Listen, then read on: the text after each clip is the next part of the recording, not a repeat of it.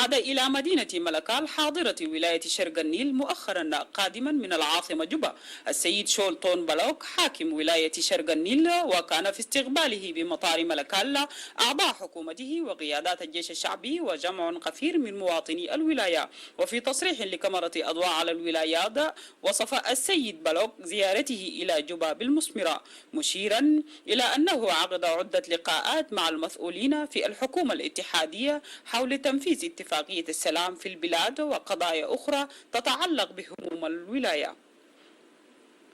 وصاحب مراسم الاستقبال الرقصات الشعبية من مختلف مكونات ولاية شرق النيل.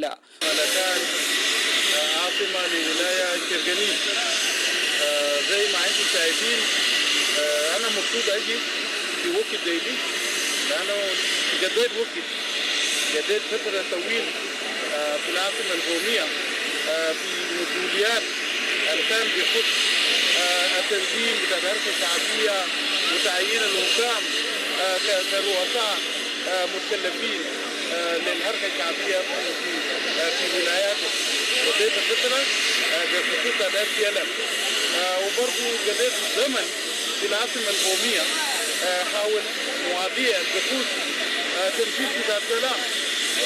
قضينا زمن وقاعدين تظهروا بتشوفوني دائما في اجتماعات مع نائب الاول لرئيس الجمهوريه، وده بخصوص بتاع تنفيذ السلام وخاصه في شرق النيل.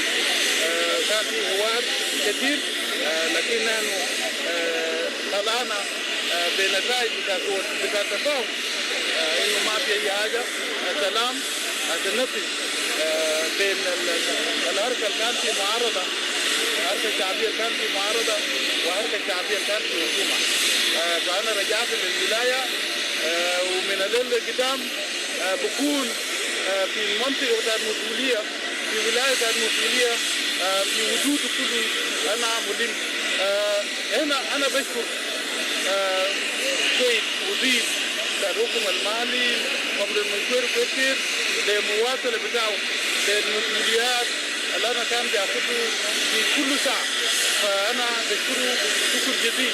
انا برضو ما بنسى انه في غيابي في الشهور اللي انا قضيت برا كان في تهديات، كان في هجمات متكرره في منطقه بتاعت ليلو ومنطقه بتاعت ورجوب ومنطقه بتاعت ملود ومنطقه بتاعت جلهات وماشي لحدود بتاعت مابان، وحتى لو في حدود بين الجوهر هنا وشرق النيل في المنطقه بعد في هجومات متكرره، لكن هجومات ده صدق. انا بدي شكر جزيل للجيش الشعبي، القياده سبع ضباط كان في مسؤوليه بتاع الجنرال جونسون بوي، جنرال بطرس بولوبول وزملائه وجنرال نيال باتوم وجنرال ديفيد مانيو. هؤلاء انا بشكرهم جزيلا للدفاع بتاعهم.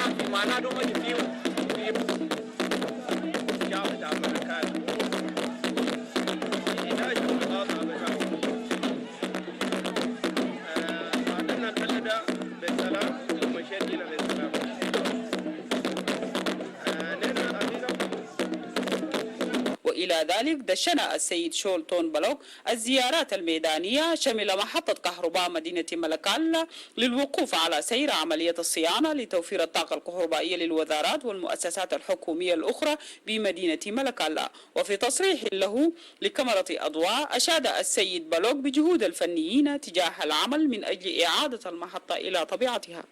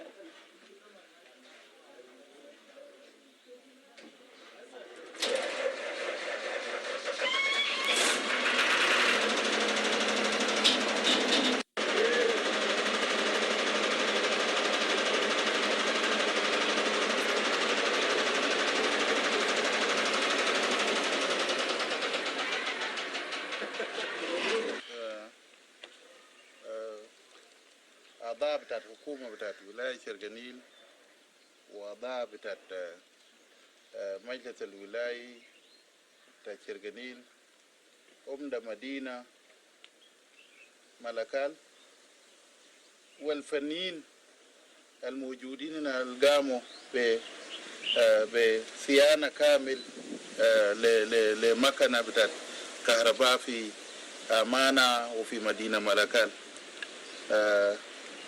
مواطنين بتاع مدينة ملكال الحاضروا دي أنا بسلم عليكم.